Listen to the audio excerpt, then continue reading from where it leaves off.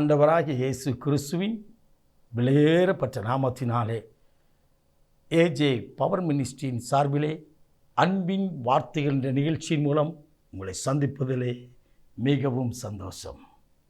எனக்கு அருமையானவர்களே, இந்த நாளிலே உங்களை முகமுகமாய் பார்ப்பதிலே மிக்க மகிழ்ச்சி. எப்படி இருக்கிறீங்க? நல்லா இருக்கீங்களா? எனக்கு அருமையானவர்களே, இந்த நாளிலே ஆண்டவர் கொடுத்திருக்கிற வார்த்தையை நாம் தியானிக்க போகிறோம். மார்க்கு நற்செய்தியின் புத்தகம் 10ஆம் அதிகாரம் 51வது இறை வார்த்தை. உனக்கு நான் என்ன செய்ய வேண்டும்? இயேசு ஒரு மனிதனை பார்த்து கேட்கின்றார். மார்க்கு 10:51வது இறை வார்த்தையிலே, நான் உனக்கு என்ன செய்ய வேண்டும்? இந்த நாளிலே அருள்நாதர் இயேசு உங்களோடு பேசுகிறார், என்னோடு பேசுகிறார், நம்மோடு பேசுகிறார். அவர் பேசுகின்ற தெய்வம் கல்லோ மரமோ பொருளோ அல்ல. அவர் பேசுகின்ற தெய்வம் பாதி வழியிலே சவுலோடு பேசினவர், முதிர் வயதான ஆபிரகாமோடு பேசினவர், முட்செடியிலிருந்து மோசையோடு பேசினவர் இன்றைக்கு உங்களோடும் என்னோடும் பேசுகிறார். உனக்கு நான் என்ன செய்ய வேண்டும்?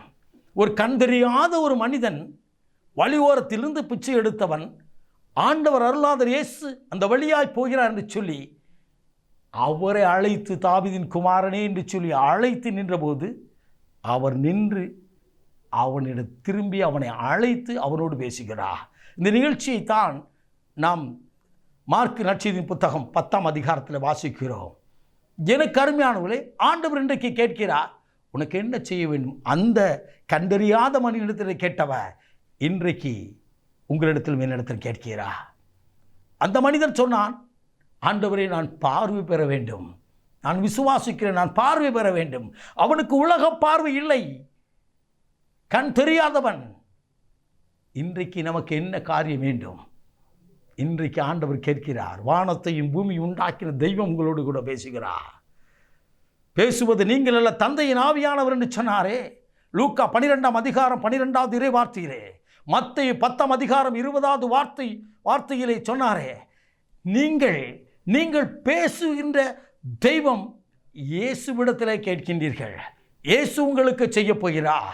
அவரே அந்த கண்டறியாத குருடனுக்கு பார்வையை கொடுத்தவர் இன்றைக்கு உங்கள் வாழ்க்கையிலே அற்புதத்தை செய்ய போகிறார். அழைத்தான் ஆண்டவரை, அழைத்தார் அற்புதம் செய்யும்படியா. இன்றைக்கும் உங்களுக்கு ஒரு அற்புதம் செய்ய ஆண்டவர் காத்திருக்கிறார்.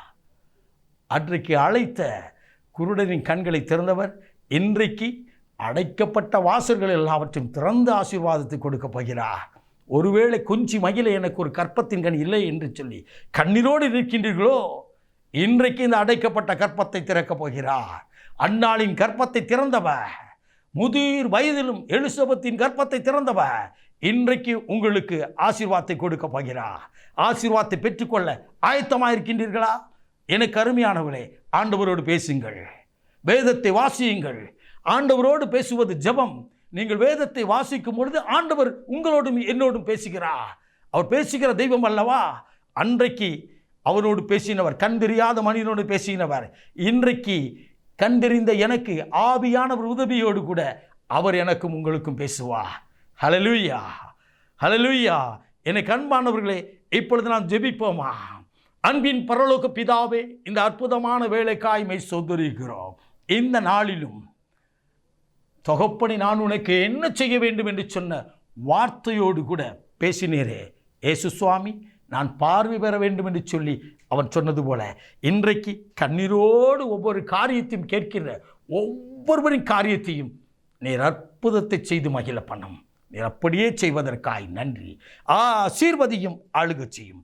இயேசு கிறிஸ்துவின் வெளியேறப்பட்ட நாமத்தில் ஜெபிக்கிறோம் ஜீவனுள்ள நல்ல பிதாவே. ஆமேன், ஆமேன். God bless you.